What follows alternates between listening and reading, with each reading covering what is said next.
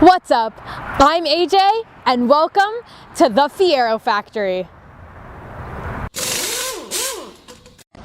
Just off of Highway 53 in Toney, there's a car lot where all the cars are the same. We'll reintroduce you to the Pontiac Fiero coming up. From 1984 to 1988, Pontiac made a small mid-engine sports car called the Fiero. Fiero is Italian for proud, and that's very appropriate for the owners of this car. As Way 31's Justin McFarland found out, the word Fiero could also mean dedicated. Just off of Highway 53 in Toney, you might notice a car lot where all the cars look the same. The yard is called the Fiero Factory, and it's dedicated to a 1980s sports car, the Pontiac Fiero. If you were a member of Peter Zurich's Fiero mailing list, or you spent any time on Pennick's Fiero forum at any point in the 90s or 2000s, or even if you went to a car show with a gathering of Fieros, you'll remember the name Ed and Rosie Parks. The Fiero Factory, for many, has been the place to get Fiero parts to keep our cars properly running and driving. The story of Ed and Rosie Parks begins in 1997 and is probably best told by Rosie herself in this interview with ABC's affiliate Channel 31 News. A lot of people love it.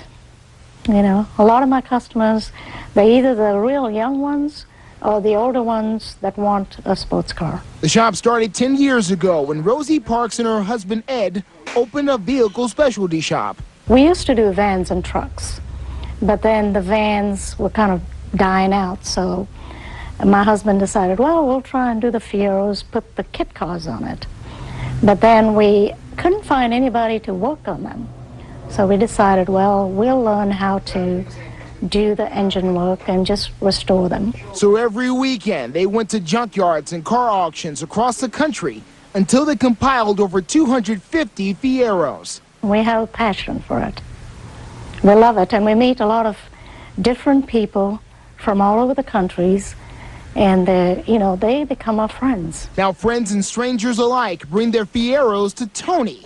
They sign the wall and have the engines replaced, among other things. This is not a Fiero. This is a 308, but it is on a Fiero body, you know. But that doesn't say Fiero. That says Ferrari, yeah. And that's what you can do with them. The owner of this Fiero, or Ferrari, is over 70 years old. So this is a Fiero underneath the hood. Yeah. But a Ferrari on top. Yeah. This is a 1985 Pontiac Fiero. It's got 201,000 miles on the car, but what they've done is they've taken out the four-cylinder and they put in, listen to it everyone, whew, that is the sound of a V8 engine. It's just an example of what they do and what's being called Fiero heaven. Although the Fiero was a little tight for me, people like Rosie would never sit behind the wheel of anything else. Hers is a 1988. The last year the car was made. I love it. I wouldn't drive nothing else. If you don't love the car, then you wouldn't understand why we love the car, why we still drive a 20-year-old car. For years, Ed and Rosie operated the Fiero Factory out of Toney, Alabama, eventually hiring Jeremy Biggs and Mike Valentine to run the show. Jeremy and Mike would dismantle Fieros, fix customer Fieros, and pull and ship parts, while Ed would man the phones, give advice on the forums, and take road trips to pick up new parts Fieros. Business was booming. Over the years, the Fiero Factory even hosted many annual swap meets. Not once or twice, but nearly a dozen of them. These swap meets were an excellent place for Fiero owners from all over the country to come together, upgrade their Fieros, buy rare parts, and meet some of the industry leaders in the Fiero aftermarket. Many of the people we've come to know would visit from all over, like Paul McKibben, Rodney Dickman, and many others. Throughout the years, Ed would grow with technology, from word of mouth and business cards to building a website, which also changed as technology improved. Eventually, though, Ed and Rosie Parks would ride off into the sunset of retirement. The day before Christmas in 2009, Ed sent one last formal email on the Fiero list where he announced that Jeremy Biggs would be stepping up to take over the business. List friends, the new year will find Fiero Factory with new ownership. They will be Jeremy and Stacy Biggs. Many of you also know and admire Jeremy for his Fiero knowledge and attention to detail when performing service on Fieros. He worked with us for over 8.5 years after moving from Ocala, Florida, for the opportunity of being at a Fiero-only business. As Rosie and I move down the road into retirement, living a full-time RV lifestyle, we wish to thank all of the fine Fiero folks we have met over the last 18 years for the support, encouragement, and most of all, friendships that have made those years our best. So for the last time from the Fiero Factory, Rosie and I wish everyone a Merry Christmas and a Happy New Year. While business had been good, the Great Recession hit within months of Jeremy taking ownership. The Fiero Factory, under Jeremy's leadership, weathered the storm, and with the help of Mike thereafter, kept the Fiero Factory alive for another decade. In an era of growing online sales from eBay and Copart, everyone parting out Fieros, and with fewer Fieros still on the road, competition became fierce. After they both poured their heart and souls into the business, tragedy struck again with COVID, leading to yet another economic downturn, which they were unable to recover from. Jeremy Biggs and Mike Valentine were gracious enough to allow me special access to roam the grounds, take pictures, and explore the history of the Fiero Factory.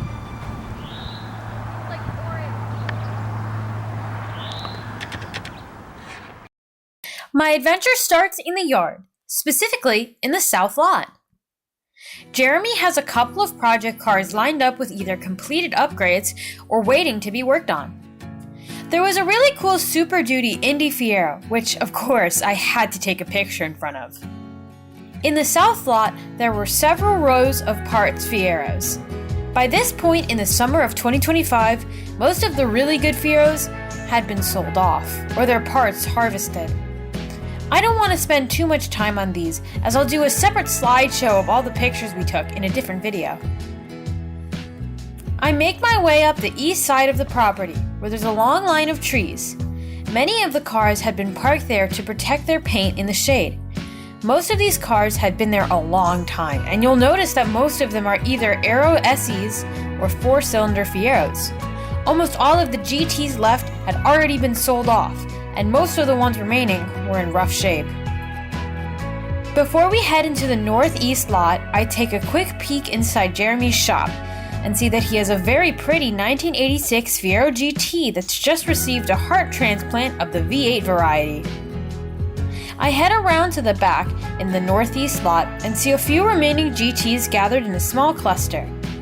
I also find another customer car, a very pretty all-original blue paint 1987 Fiero SE V6. This is me and my dad's favorite Fiero color, and he's never been able to find one for sale that was still in good shape. But then he spots a blue 87 GT, but the paint is shot and it's missing most of the panels, no doubt. This Fiero gave up most of its parts to save another blue Fiero at some point in time. What? Red with black, and then the other black with the off, but it has it with the light. You can see the picture. Yes.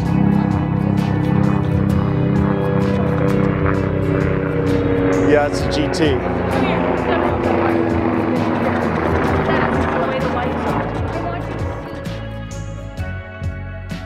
We also find a red 88 Fiero GT, but it's missing nearly everything that makes it an 88.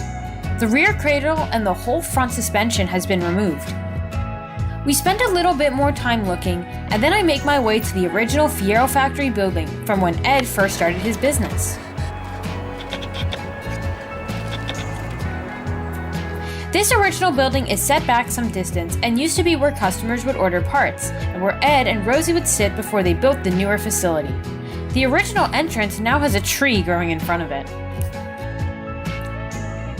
I enter from the side door, and I'm totally blown away by what I see.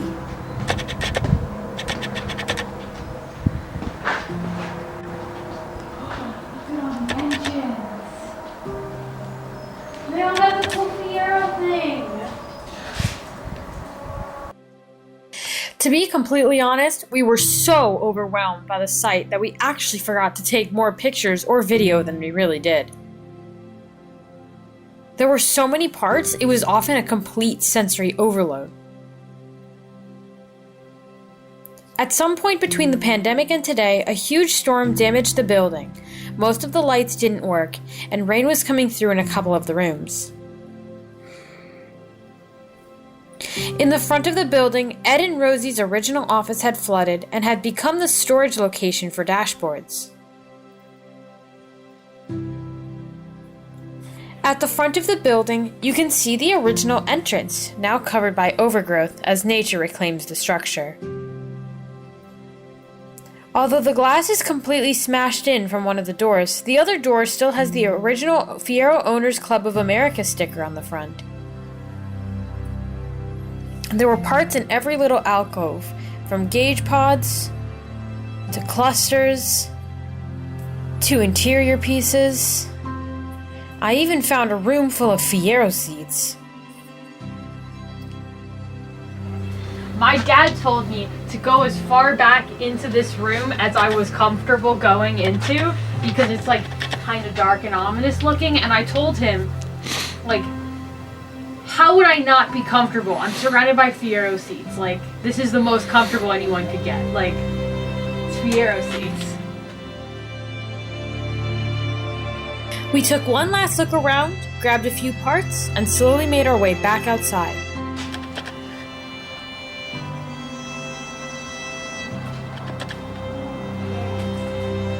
Yes, it is. Cadillac 4.9. Okay.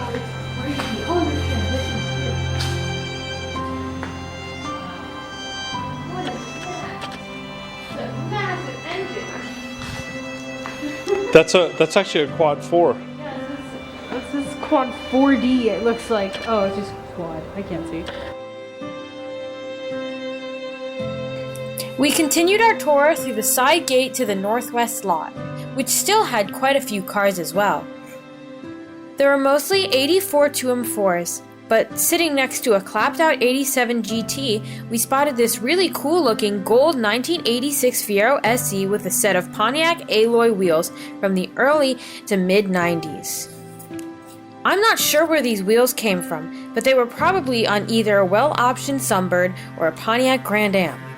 A little further down, we spotted this 1988 Fiero GT with a set of CNC T-tops. Although the paint wasn't great, it was an 88 with good seats and, well, T-tops. My mom even found a trio of Volkswagen Carmen Gias.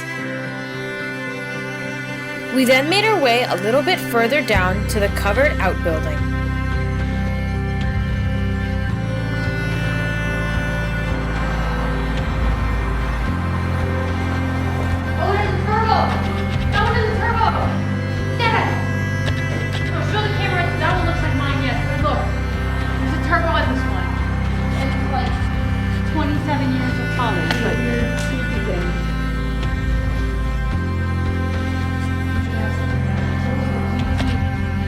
Inside, there were a couple of T-top cars, one of which even had an over-the-hood scoop like the Super Duty Indy Fiero, but this one had a 3.4-liter turbo motor in it. There were some other complete motors and some other equipment in crates.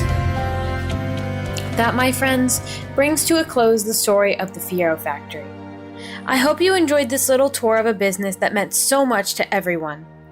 I know I speak for many when I say I appreciate all the effort and personal sacrifice that Jeremy and Mike went through to keep the Fiero Factory alive for so many years after Ed and Rosie left. You all have left a permanent and positive impact on not only this little car, but for new members to the hobby like me. Thank you. Thank you for watching, and thank you to Jeremy and Mr. Fiero for giving me this wonderful opportunity to view the Fiero Factory. It was a little bit emotional because there's so many Fieros here and they've all had their stories and now they reside here. But it was interesting looking at all of them and seeing all the different types that have existed with all the different like additions and like different things and like add-ons. It's really cool to see all these Fieros in like a big spot here. This was a pretty fun video. I hope you enjoyed. If you did enjoy, make sure to like and subscribe so you don't miss another video, and thank you for watching.